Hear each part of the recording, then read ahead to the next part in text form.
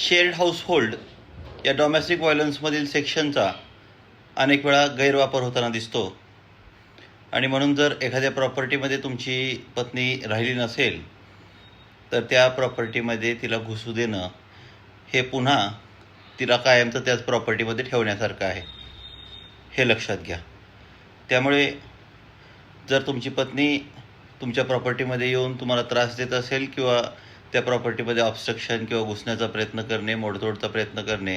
तर त्या घटनेला त्याच वेळी तुमच्या घरातील ज्येष्ठ नागरिकांद्वारे पाया बंद करता येतो आणि ज्येष्ठ नागरिकांनी केलेली पोलीस स्टेशनला केलेली कोणतीही तक्रार ही FIR बनते. त्यामुळे हे आपण खूपच नोंद करून घेण्यासारखं आहे की अशावेळी तुमच्या घरातील ज्येष्ठ नागरिकांच्या अन्वये किंवा तर्फे तुम्ही पोलीस स्टेशनला तक्रार करून ठेवा आणि ती FIRच करावी असा कायदेशीर आग्रह करा.